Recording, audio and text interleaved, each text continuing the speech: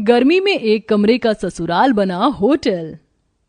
अरे मोरी मैया, कितनी गर्मी हो रही है। गर्मी से हाल बुरा हो चुका है। बहू जल्दी आ जा, मैं तो शादी की तैयारी से ही थक चुकी हूँ। भगवान का शुक्र है कि ये शादी निपट गई। वो तो है माँ जी। ये कहकर रचना कलश के चावल गिराकर घर के अंदर आती है। अरे अंतरा, अब तो तेरी बहू आ गई है।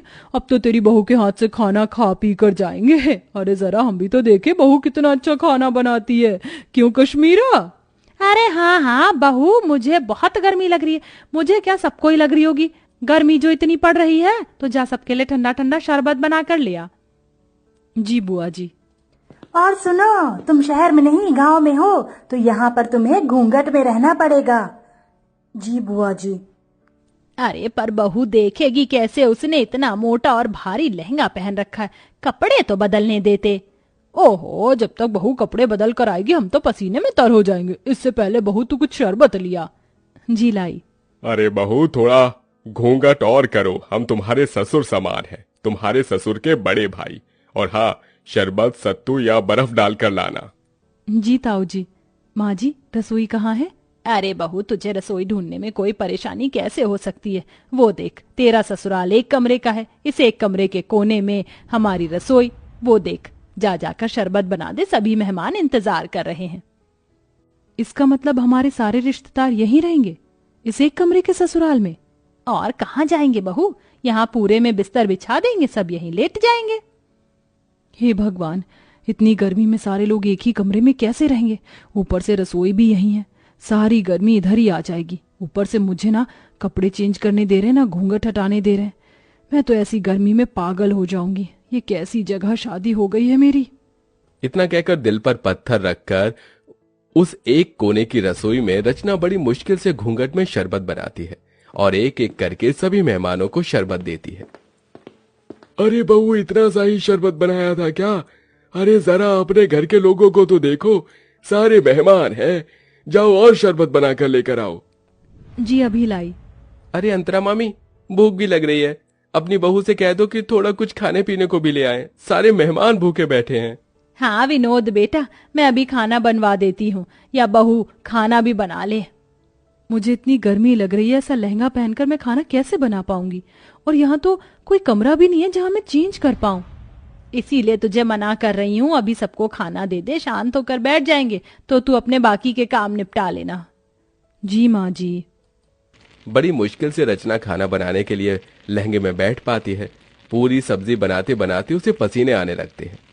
हे भगवान, मैं तो थक गई। पता नहीं कैसे लोग हैं जो इस एक कमरे के ससुराल को समझ रखा है। और नहीं, बहू इन्हें नौकरानी लग रही है। आते ही नहीं बहू से कोई काम करवाता है क्या? अरे बहू, मेरे भतीजे का भूख से हाल बेहाल हो रहा है, जरा जल्दी खाना बना। बस माँ जी, पूरी प्लेट में लगा रही हूँ। मुझे क्या रोबोट समझ रखा है? एक तो इतनी गर्मी लग रही है, पंखे की भी हवा नहीं आ रही इस कोने में। रचना प्लेट लगाकर सबको खाना देती है। खत्म हो जाने पर बैठने आती है कि लहंगे की वजह से उसका पैर फिसल जाता है और माधव उसे संभाल लेता है। रचना, तुम ठीक तो हो ना? आप तो रहने दीजिए, आपको मेरी कोई फिक्र नहीं है। अगर फिक्र होती तो पूछते कि इतने लंबे से घूंघट में, भारी से लहंगे में मैं कैसे बार बार सबको खाना परोस रही हूँ। ये मैं ही जानती हूँ। आपको क्या है, अपना सहरा शेरवानी उतार कर बैठ गए हैं 4 जनों में खी खी खी खी करने। अरे रचना, ऐसी कोई बात नहीं है, मैं माँ से बात करता हूँ। अरे बेटा, यहाँ बहू के साथ क्या कर रहा है? हमारे साथ भी आ जा, बैठ जा। और बहू, राजन विनोद की प्लेट खाली है, जा उन्हें सब्जी पूरी दे दे। जी जी अभी। और तुम तो छोड़ो मेरा हाथ। उस समय रचना अपने पति के पेट में एक कोहनी मारकर चली जाती है। आउच! क्या हुआ बेटा? कुछ नहीं ताऊ जी। फिर सबको खाना देने के बाद रचना थक जाती है और बैठे बैठे सो जाती है। उसे देख कश्मीरा जगाने जाती है तो माधव मना कर देता है। बुआ जी, उसे उठाइएगा मत, बेचारी गृह प्रवेश के बाद से ही सबको खाना दे रही है, एक पल के लिए भी बैठी नहीं है। और देखिए कितना पसीना आ रहा है, उसे लहंगा भी नहीं उतारने दिया आप सबने, थोड़ा तो रहम कीजिए। ओहो, देख रही है, तेरा बेटा अभी से ही बहू के पक्ष में हो गया। चलो अच्छी बात है, हम कौन से तुम्हारी पत्नी को परेशान कर रहे हैं, सोने दो। माधव पास के बिस्तर पर उसे सुला देता है और एक पर्दा डाल देता है। जिससे सारे बड़े बुजुर्ग रिश्तेदार उसे ना देखें। ऐसे ही शाम हो जाती है। रचना अपने कपड़े बदलकर आराम से बैठी थी कि मौसिया सास सुधा उसके पास आती है। अरे बहू, तुझे कितनी बार बताऊं घूंघट करके रख, तेरे किसी भी सास ससुर ने देख लिया तुझे तो गजब हो जाएगा। नई बहू को पर्दे में ही रहना चाहिए, समझी? अब जा जाकर चाय बना। मैं चाय तो बना दूंगी, पर मैं तो पहले इस तरफ बैठी हूं ना, मुझे कोई भी नहीं देख सकता, तो थोड़ी देर घूंघट ऊपर कर लूंगी तो क्या हो जाएगा। मुझे भी गर्मी लग रही है, और ऐसा तो है नहीं किसी ने मेरी शक्ल नहीं देखी, सबने शादी में मुझे देखा है। देख ले अंतरा, देख ले तेरी बहू कैसे अभी से ही जबान लड़ा रही है। अरे मैं तो मौसी हूं, मुझे इस बात का बुरा नहीं लगेगा, लेकिन कोई और होता तो तौबा तौबा तौबा। छोड़ ना सुधा, ऐसी बात नहीं करते, जा सबके लिए चाय नाश्ता लेकर आ। ये बोलते ही रचना घूंघट करके फिर से गर्मी में सबके लिए चाय बनाती है। अब इतने सारे मेहमान थे, हर कोई थोड़ी थोड़ी देर बाद अपने खाने पीने की फरमाइश कर रहा था। ऊपर से हल्की साड़ी पहनने पर विनोद कहता है, देखो रचना, मैं तुम्हारे जेठ की तरह हूँ और अभी तुम्हारी नई शादी हुई है, इसलिए बता रहा हूँ इतनी हल्की साड़ी मत पहनो। जो नई नवेली दुल्हन हो तो थोड़ी भारी साड़ी पहनो। भाई साहब, गर्मी लग रही है इसलिए मैंने थोड़ी हल्की साड़ी पहनाई है। कोई बात नहीं, थोड़ा बर्दाश्त करो और अपने हाथ के पकौड़े भी बनाकर खिला दो। फिर कहाँ मैं बार बार आने बैठ रहा हूँ, मुझे तो आगरा ही चले जाना है।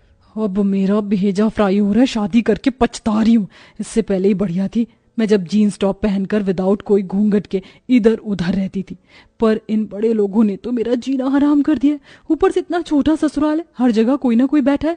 सच में कमरे के ससुराल को होटल समझ लिया है, जाने का नाम ही नहीं ले रहे। जब से आए बहू ये, जब से आए बहू वो। जी भाई साहब, लाई अभी पकौड़े। इतना कहकर रचना फिर से चूल्हा जलाकर गर्मी में बैठकर पकौड़े बनाती है। उस चूल्हे का धुआं और गरमाई सीधे रचना के मुंह पर लग रही थी। बस अब मुझे और नहीं होगा, मैं पागल हो जाऊंगी इस गर्मी में, थोड़ी देर बाहर चली जाती हूँ। पकौड़े उतार कर वो थोड़ा बाहर जाकर हवा लेते हैं। भले ही बाहर गर्मी सही, लेकिन उतनी भभक तो नहीं है जितना अंदर एक कमरे में है। भगवान जाने कैसे आलसी जानवर की तरह सब एक साथ अंदर हैं, ये भी नहीं कि अपने घर चले जाएं। अरे सर, सुकून तो अपने घर पर ही होता है, लेकिन यहाँ के रिश्तेदार बड़े मक्खी की तरह हैं जो गुड़ से चिपक जाते। एक काम करती हूँ, फ्रिज के ठंडे पानी से मुंह धोकर अंदर चली जाती हूँ, वरना सब बोलेंगे। फिर रचना ठंडे पानी से मुंह धोकर फिर सबके काम करने लगती है।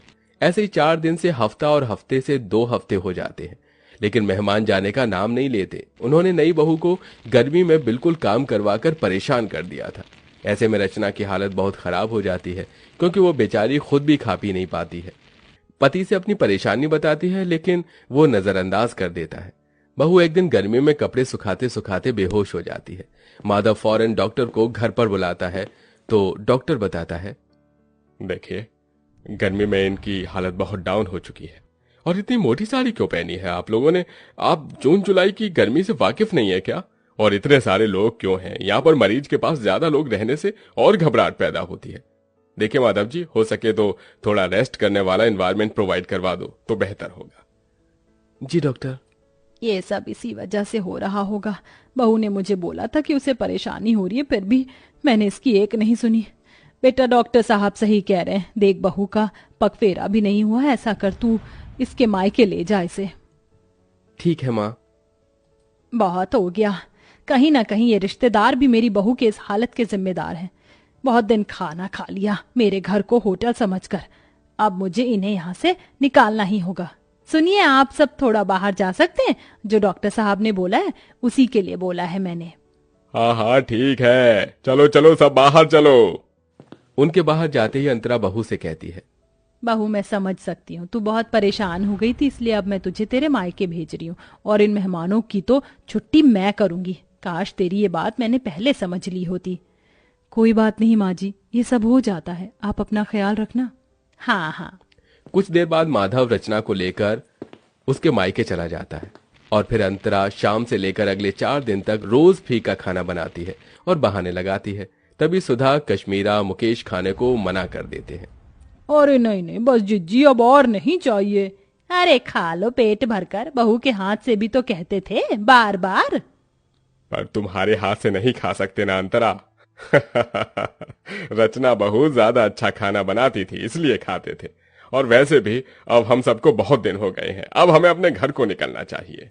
हाँ हाँ, अब हम सबको अपने घर जाना चाहिए, हम चलते हैं।